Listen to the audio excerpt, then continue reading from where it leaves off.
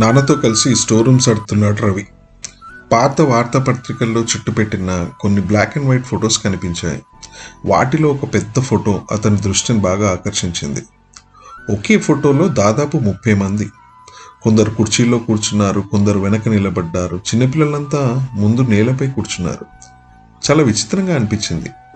ఆ ఫోటో నాన్నకి చూపిస్తూ ఆసక్తిగా అడిగాడు రవి, నాన్న, ఎవరు వీళ్ళంతా? నాన్న ఆ ఫోటో చూసి దాని మీద ఉన్న దుమ్ముని చేత్తో మెల్లగా తుడుస్తూ, ఇదంతా మన ఫ్యామిలీరా.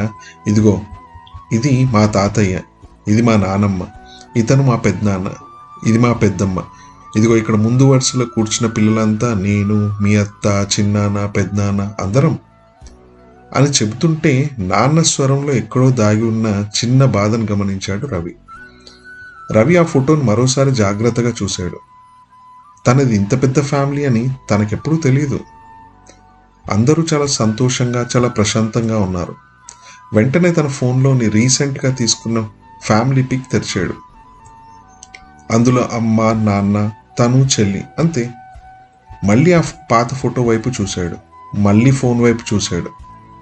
కొద్దిసేపు తర్వాత మౌనంగా ఉన్న నాన్న నెమ్మదిగా అన్నాడు, అప్పట్లో ఫోటోలు బ్లాక్ అండ్ వైట్ ఉండేవి, బంధాలు కలర్ఫుల్గా ఉండేవి. ఇప్పుడు ఫోటోలు కలర్ఫుల్గా ఉన్నాయి, కానీ బంధాలే బ్లాక్ అండ్ వైట్లో మిగిలిపోయాయి.